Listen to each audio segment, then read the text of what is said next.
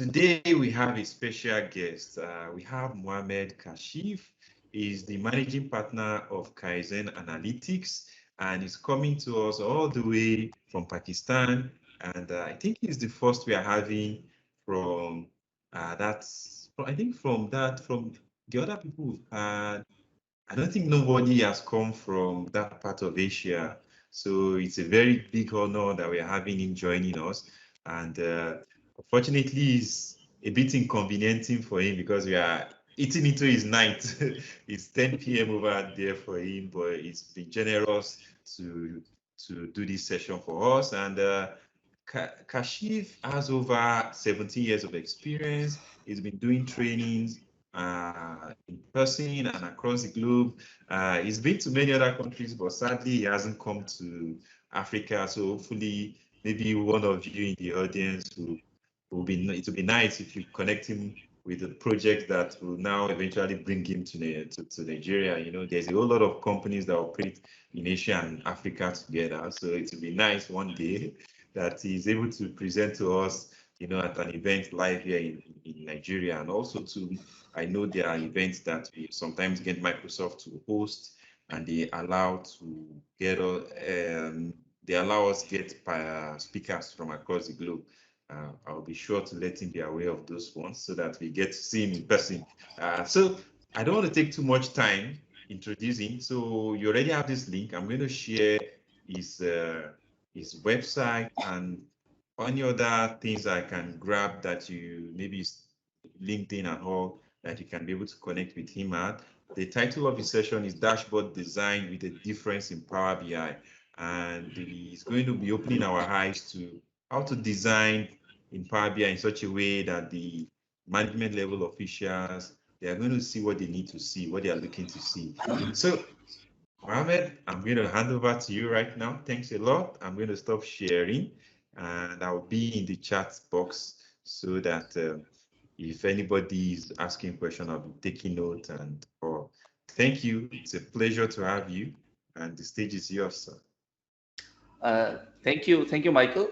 Thank you for this wonderful introduction, and I'm really thrilled and I'm honored to present my session in this part of the world. And what I was surprised is that this is the first time anyone is presenting in this part of the world. So it's an honor for me to present myself in front of the Nigerian crowd and across the globe as well.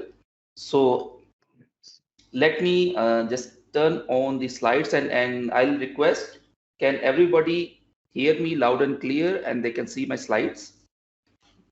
Yes. I see your signs. Yes. We hear you loud and clear. Thank you. Thank you. So let's start the session. First, the introduction has been given by Michael and very generous introduction. So I don't have any other thing to talk about. But let's just discuss about things which I tend to do in my organization as a whole. So our service portfolio is focused on basically two areas. The first is we focused on the capacity building, not only the training, but the capacity building, because we don't focus on training because we feel that helping professionals in implementing the learning of training is the more important part, because they will have to implement the learnings in their professional activities and save time. That is what Power BI tends to do. The second important thing is we focus on data-driven decision-making projects with Power BI, so that the business can make informed decisions using their data to stay ahead of the curve. So it was a little bit about the organization which I run. So let me move to the topic which we are having today. So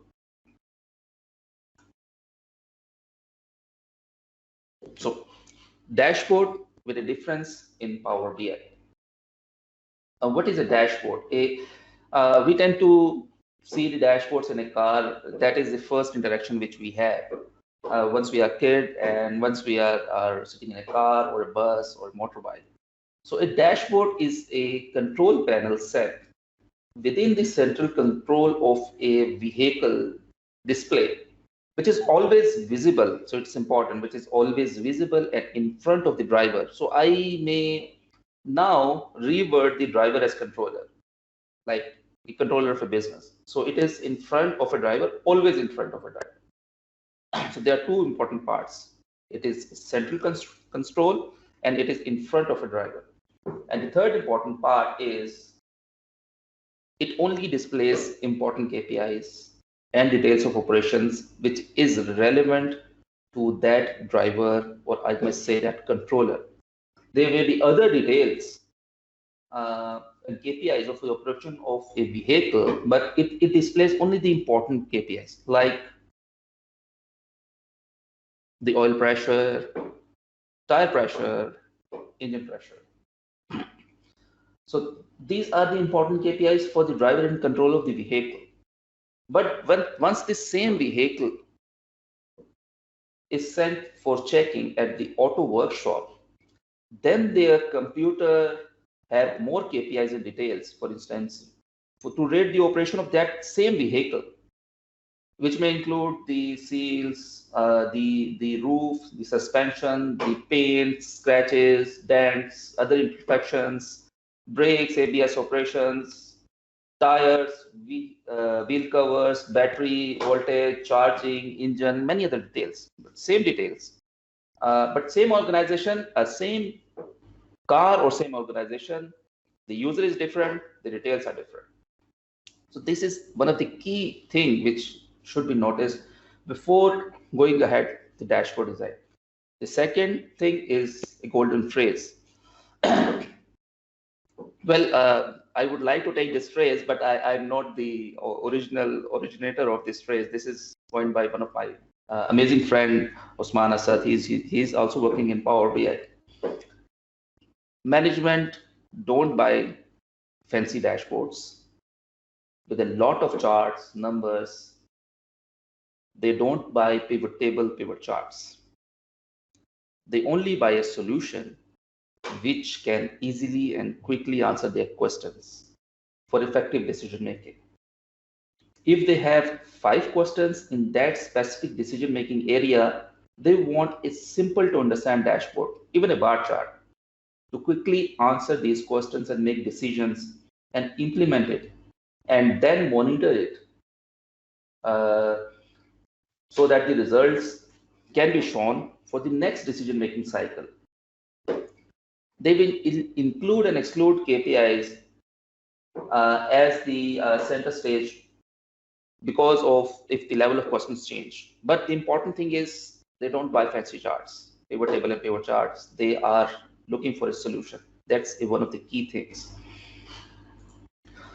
Next, the important matter which I really want to discuss, and then I will drill down further, is 3 matters: audience, the decision.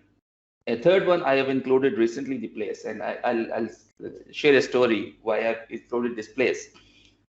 First, the audience. Normally, in any organizations, there are hierarchies. So I've just divided the hierarchies into 4. They can be into 5, they can be 3, depending on the organization. But there are board of directors who are generally the owners and who just want to see the cockpit view of the organization. Then there is a C-level management, like there are CEOs, CFOs, COOs, CIOs, CTOs. So there is a key C-level management. Then there is a middle management, which can be general management, which can be senior management. And there is the line managers. So they can be assistant managers, others. So the same pyramid will be followed for KPIs, concerned KPIs as well. Board of directors will be interested in business growth as a whole. How much business has grown in terms of revenue, customer, market share, product line. But once the same business growth questions is handled by the C-level management like CFO, he will go further deep down in sales growth side It would like to see what is the impact of revenue on GP ratio, NP ratio, compared with last year, respective trends, account receivable over due dates, account payable over due dates, cash balances. But once it boils down to the third level, middle management, as the person who is looking after, say, accounts receivable, he will further drill down not only for accounts receivable amount, but it will also investigate the overdue percentage, days sales outstanding trends. And the bottom line is when the level of management increases, so their focus also shifts toward more critical issues. Remember the example of the car dashboard, which I had discussed in the beginning? So that is the same which is happening over here. So first thing, audience. Second, decision. What decision the audience will be making from that organization, what type of questions they will be asking. As I've explained earlier, board of directors will be much more interested in the overall growth of the sale. C-level management will go deep down and will analyze sales growth by each product and region.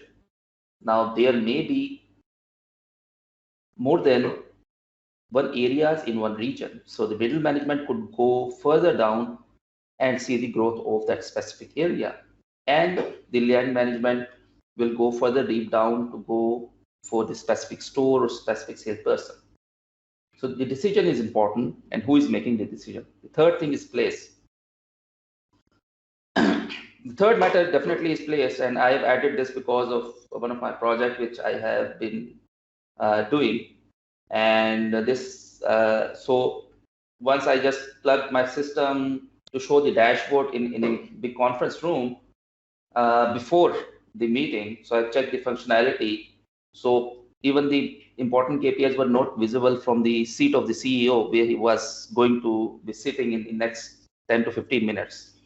So I just have to adjust all the things in Power BI in just few minutes. So hopefully I did that thing, but that is the very reason that the place is important once you are developing a dashboard where it will be reviewed.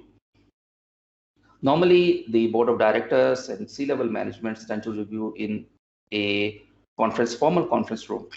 But there are certain organizations who do have their certain places, certain meeting rooms for middle management, line management. So understanding of the place is quite important. Now, let's discuss the general layout of dashboard. So first is who, definitely. So who is the audience or decision maker? Relevant KPIs, relevant details, and navigation tool to slice the information. So these are the general things. And we will definitely discuss other things as well. For instance, in a professional dashboard, logo is very important. So where to place the logo? The ideal place to place the logo is the top, either right or either left side. In many organizations, they tend to have their document for even color and placement of logo and the font size, what kind of fonts they want to use. So if this is predefined earlier, so use that one. Otherwise, top right or top left is an ideal one. Second is context. This is important part because data is meaningless without context. So don't leave the data to speak for itself. Finance professionals should take each relevant analysis and convert it to a message for the audience by adding the context. What I mean by context, like I've added this context that what is the action needs to be taken. So like COGS and OPEX should be reviewed as the revenue has increased over the last period, but GP and NP hasn't increased over the last period. So top line has increased, but the bottom line hasn't increased. So there is there's an issue in the COGS and the OPEX. So it should be reviewed. So this is the top line. The context is there. It is written. And Power BI, the smart narrative is there. So you can do the fancy things with smart narrative. So smart narrative is used over here. So the numbers will change accordingly once the slice is there. So if you use those things, this is important. Normally, there are 3 ways to add context, like comparison, like compare with similar numbers by providing benchmark, competitor analysis, prior period figures, trend analysis. For instance, our 20 million sales is 3 million more than last year and twice of our nearest competitors. So this is one way of comparison. Explain with analogs, like if we stop promoting, it will take 3 months to liquidate our excessive inventory of 2 million. So add business. Third one is add business interpretation. That, for instance, for every $1 of customer for product A, it will increase by say $24. So that is one of the ways of adding context, and there can be many other. So adding context is one of the key, and it is also part of the storytelling as well. Third thing is about humans itself. So for humans, they are very good definitely in limited type of numbers. So if 5, 6, 7 numbers are there, so they are good with this one. If that increases, so it tends to get confusing. So for a C-level person, if you are presenting to a C-level person, you don't want to waste their time. You don't want them to be confused, because if they are confused, you will have to rework once again. So leave it high level KPIs to 5 to 7, not more than 5 to 7, just more than 5 to 7. Fonts. Well, fonts are very important, and I will discourage to use definitely the fonts with sharp edges, because the fonts with sharp edges are not easy for the eye to understand. Like if I can review the texts which are written in the bottom, same word font is used, but it is not easy to understand. But at the top, all the words are very easy to understand. So use the font which is not using any sharp edges. That's one of the advice. Font size. Well, I will not limit the number to 36, 24, 45, anything, because what I've said, it all depends on the place. Remember, I've said in the beginning that it all depends on the place. So from where even the last person, from where he is seeing the numbers and the dashboard and all the things, all the text, it is important. So I will not give any numbers for the font size, but it depends from where the place is. Ideally, if it is a C-level dashboard, it will be reviewed in a conference room. So all the fonts should be visible even at the farmost seat of the conference room. Remember, I've discussed the place in the first few slides. So that is one of my advice. Colors. So work with different organizations, and some of the organizations are very specific about their colors. So they give the standards for the colors, hex code for the colors, and if that is not given, so you can use the color of the logo. So you can use either their standards or the color of the logo. So it will be much more easy for them to digest, or just review the reports which they are preparing. So if they are preparing any reports in pivot table and pivot charts, then they will be using some of the colors over there, and if they are comfortable with those colors, so if they are okay in the dashboard, then you can use that color. Otherwise, in the next slide, I have a limit of the color as well, because if you are using more than say 10, 15 colors, so it will be very it won't be comfortable for the user, any user. So limit yourself for using different colors, maybe 5 to 7. Use shade of colors. So shade of colors will give you the analogy. It will give you a flexibility, and definitely use the shade of color should be consistent. For instance, if you are using darker color for high value, so it should be consistent throughout the dashboard. Charts. As any charts is concerned, so if you are using any charts, any bar charts, so X and Y axis title should be removed. So if it is, say it is January or February, and Power BI will give you the column name as well, short month or month and year. So if it is January, it is known that this is a month. So just don't use the title of x-axis or y-axis. So it will definitely reduce the space, definitely, and it will allow you to have the charts in a much more bigger area. So it will save space. And definitely legends. If you can avoid the legends, that is easy to go. Navigation is important one. So use of slicers and buttons for easy navigation is very important. So I'll show the dashboard in Power BI. So I'll use various slicers and buttons using different techniques for bookmarking for this dashboard. So use of the slicers and buttons are very important. The next one is you're reviewing a dashboard with a certain background. For instance, what I use, I tend to simplify things. So I don't go for fancy softwares for creating the dashboard background. So just use PowerPoint to create a professional background. If you can see over here,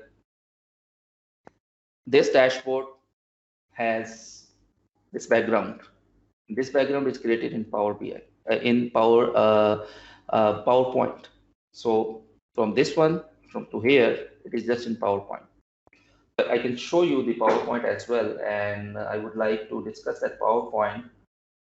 So this is the PowerPoint. Okay. So can anybody, all of persons are the PowerPoint is visible to all the persons?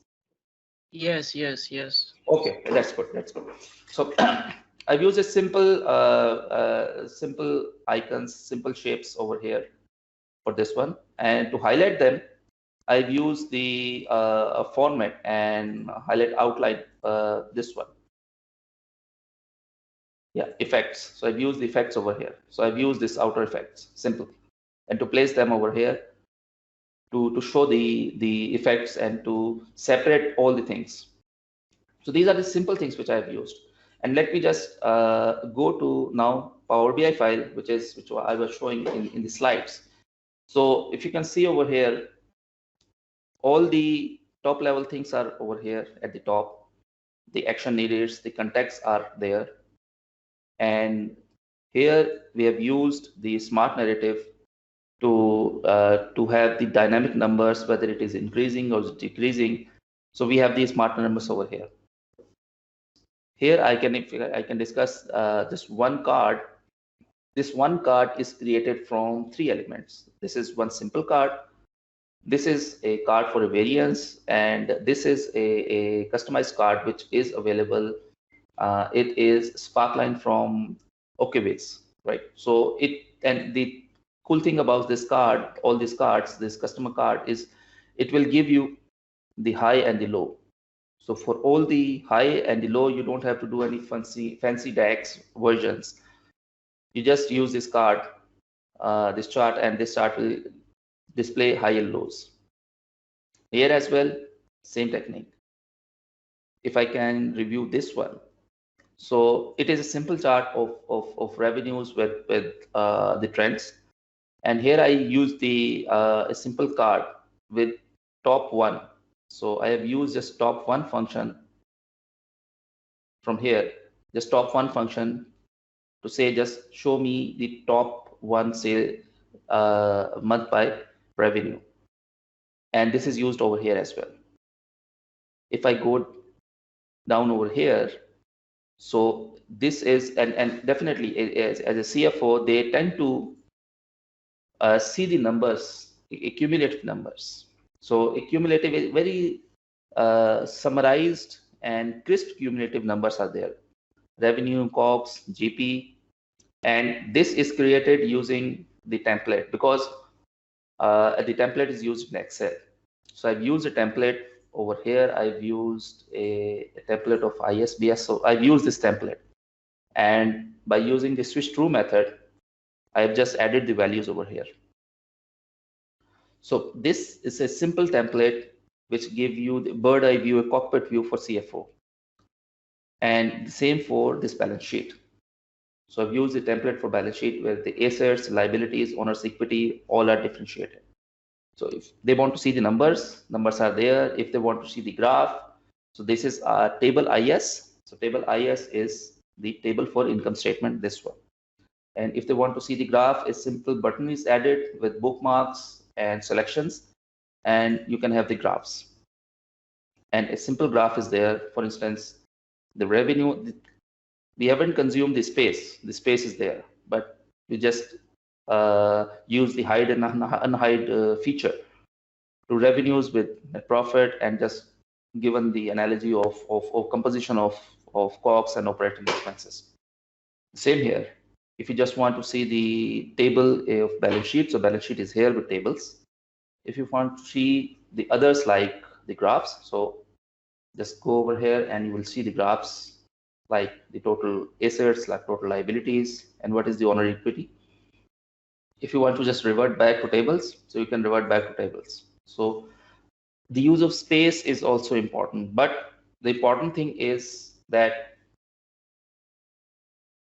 what is the key feature once you see a table, a dashboard. So the top part is very important, and you should give all the context and all the important things at the top part.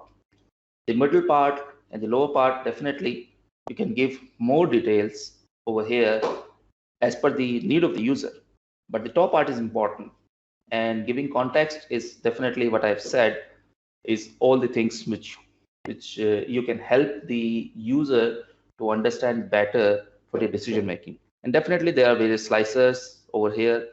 So if the user is using for the first time, then you will have to navigate them, where to slice, how to dice, what is showing where. But once they are used to those things, so they will get familiar with all the matters. So this is a thing which I really want to, just a very crisp and clear kind of a thing which I really want to present to this esteemed professional crowd. And now I'll open the discussion panel and over to Michael for your working. Definitely.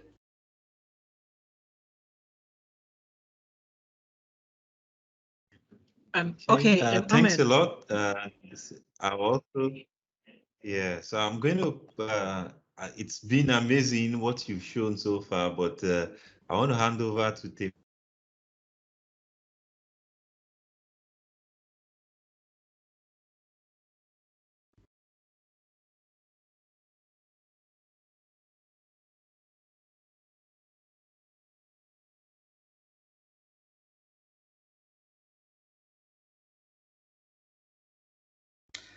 Yes, please. If you have any question, please. I'm more than happy to answer your questions.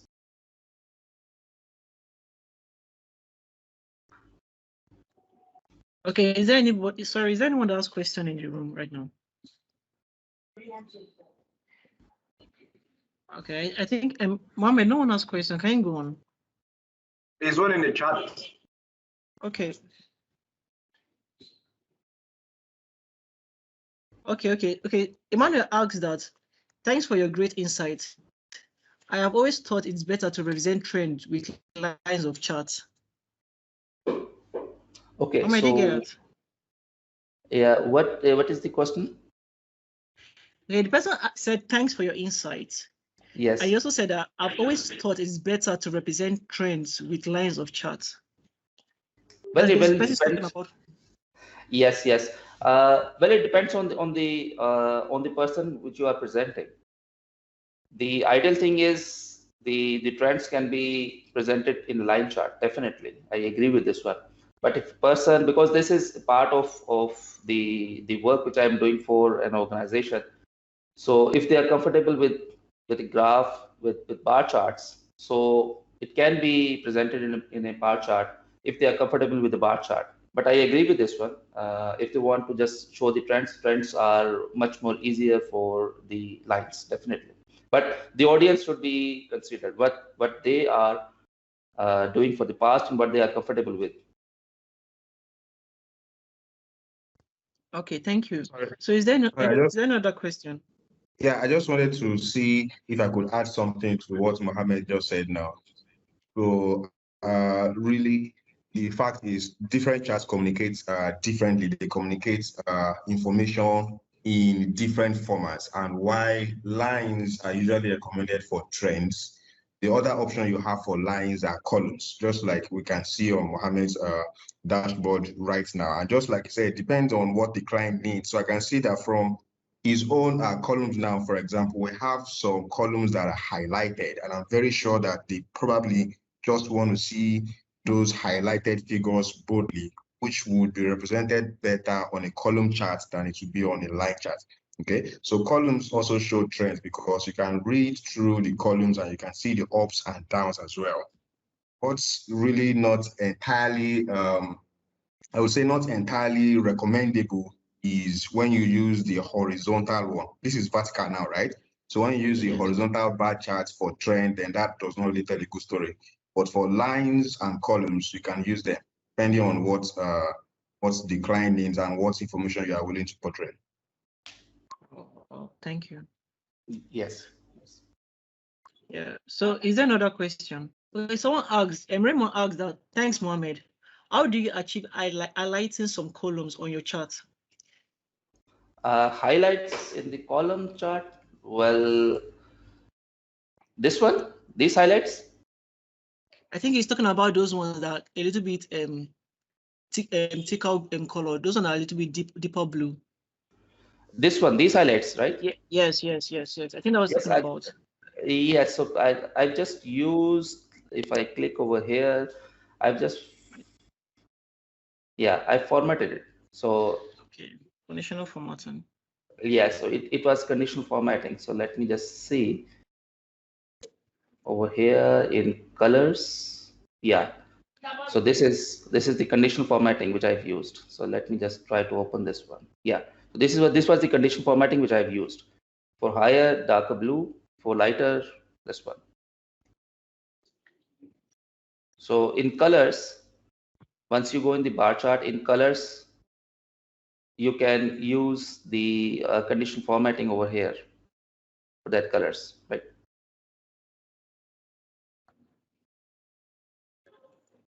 Okay. Well, thanks. Thank you, Mohammed. I'm sorry, is there any other question? Okay. So, Mohammed, do you want to continue or are you done? Oh, I've just concluded the things which I have for this presentation. So if I welcome if any of the questions, if you want to ask any of add anything, so I welcome all those things. Okay. May I have a personal question to ask you actually? So Please. I just started my data analysis recently. So I have this color issue I usually face. And most times I'm this kind of person, I'm always shy from colors. So you talked about a minimum of 7 to 5 colors, basically. So or you can use or you can use color shading. So which one is preferable? Is it a minimum of 5 to 7 colors, or preferable use color shading with different intensity?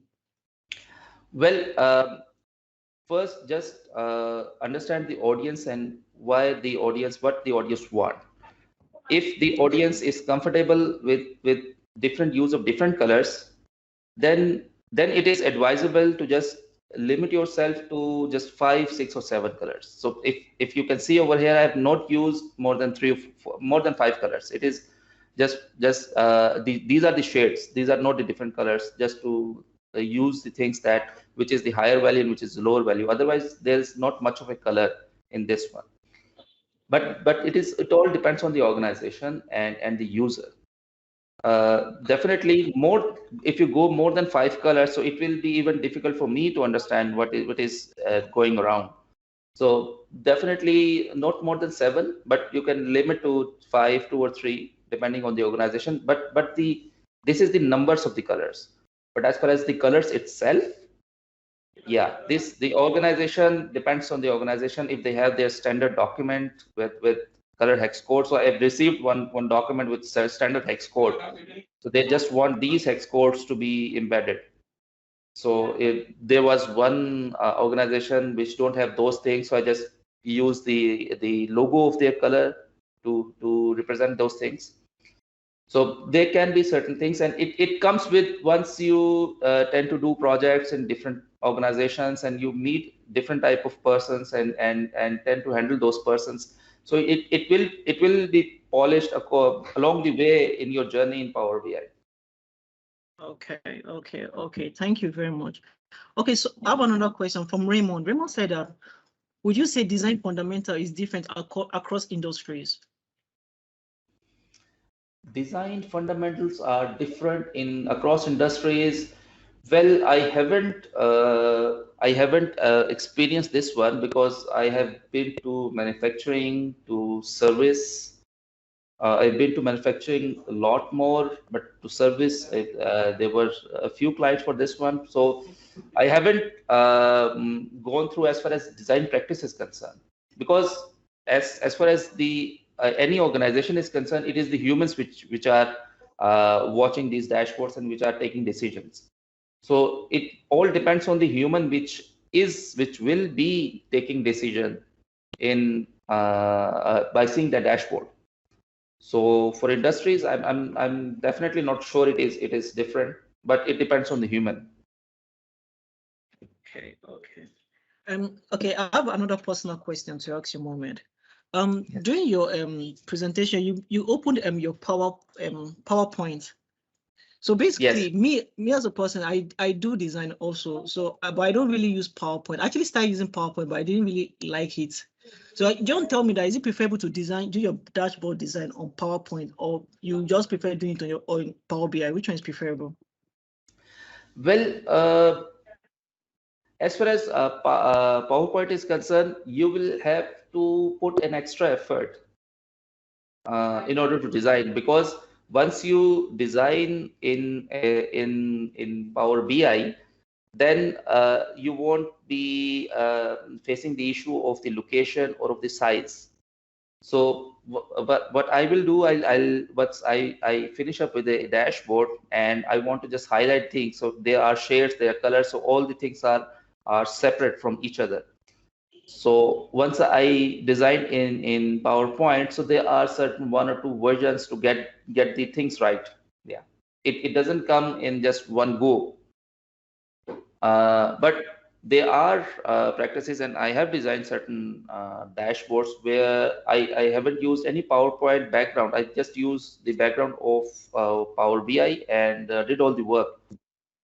But personally, as of late, once I am progressing ahead with designing certain dashboards, so now I prefer to go with an image which has certain boxes and certain highlights. And it depends on which tool which you can prepare those elements. So for me, it's easy to use PowerPoint for that one. But of late, I'm just much more kind of an advocate of using a standard image behind your dashboard, not to use the PowerPoint Power BI formatting, but to just go for a picture and then use the charts and all those things in front of them. Wow. Thank you. So Mohammed, we in the house want to ask this question now. Would you like to share your unique journey with us concerning the field of Power BI? Of course, why not? How you started? Yes, so I have been to definitely finance for quite a long time. So once I've been to finance, so my 2/3 part was in analysis. My 1/3 part was in bookkeeping and all those things. So I've started my organization in August 2019. So it will be 2 years and 2 months.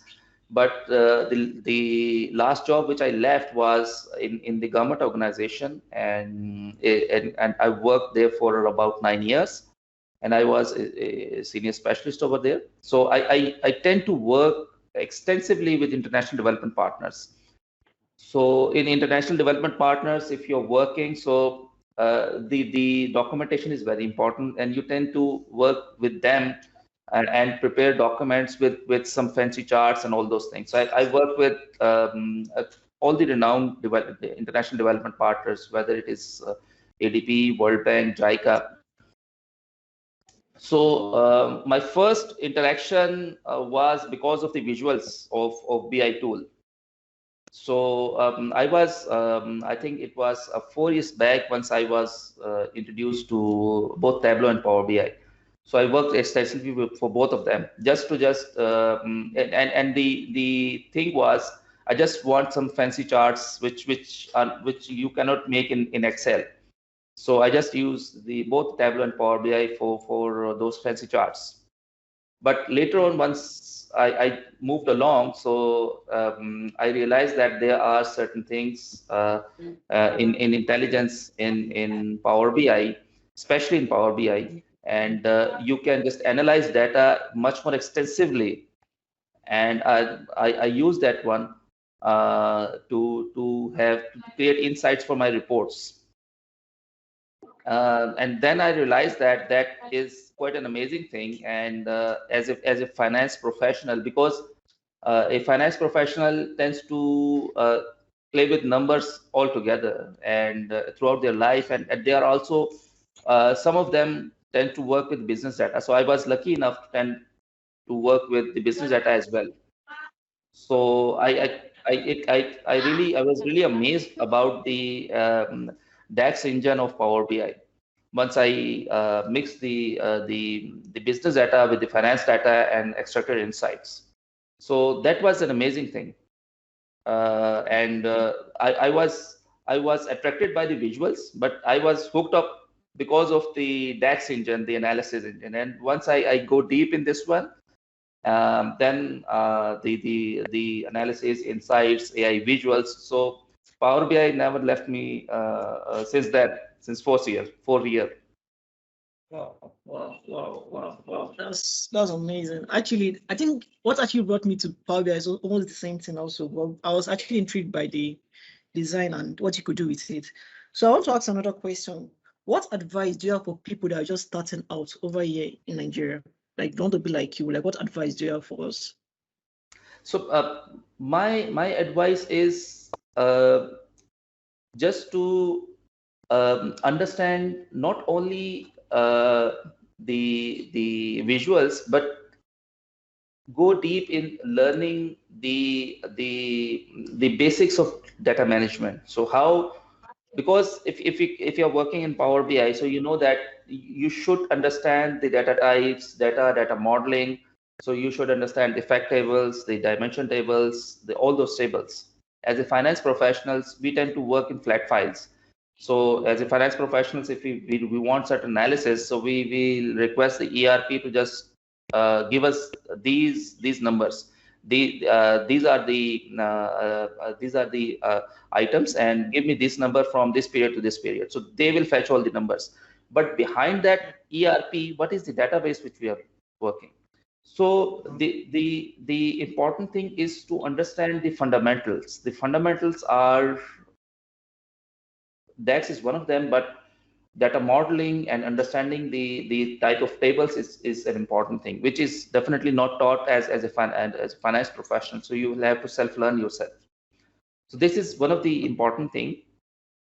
Definitely do explore the visuals, all those things, but try to understand the basics, the fundamentals, the data modeling, the data types, and how you can create various relationships, because we are very alien to those relationships. So what are 4 types of relationships, and how they are directional, bidirectional. So they are not in our course. But once you are starting those journeys, so you will have to go in depth on those things. So what type of relationships are there, how you can match the tables accordingly, and you can move on. So this is one of the advice. Just do experience Power BI, definitely, but go with the basics, which is needed, the relationships, the data models, and then explore the DAX function. And definitely DAX is an amazing thing. You can there are more than 250 of functions, I think. and I have not used 250 functions as yet. So I think it will take a lifetime to use all those 250 functions. Sure. Okay, so Raymond is asking in the group chat, said that can we get a copy of the PowerPoint and Power BI file?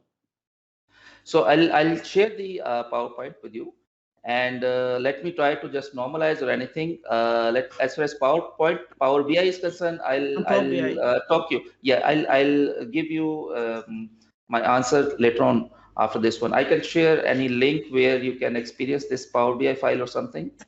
But as far as PowerPoint is concerned, I'll share the PowerPoint file. Sure. Okay. Sure. Thank you. So I want to ask you one more thing also. So we actually had an awesome section with you. So I want to know, in case of next time, if we invite you, will you be available to show up next time for another webinar section like this? Please, can you come again? I just missed the question. Okay. I said we actually enjoyed your time. We want to thank you for taking your time to be with us. So I want to ask, in case of next time we have another webinar session, will you be available? If we Sure. I would love to present, definitely. Sure. Okay. So is there any other question in the house? Any other question? Okay, so Mohammed, thank you very, very, very much. I really appreciate your time. All pleasure is mine, and thank you, you and the team of Auspace. Definitely, it's an amazing team, and thank you, Michael, and your team for inviting me to this prestigious crowd. I loved over here, loved presenting over here, and love to come back again. Okay, thank you very much, Mohammed. So, bye. Bye. Thank you. Bye. Have a good day. Thank you. Bye. Bye. Bye. Thank you. Bye. Thank you. Bye.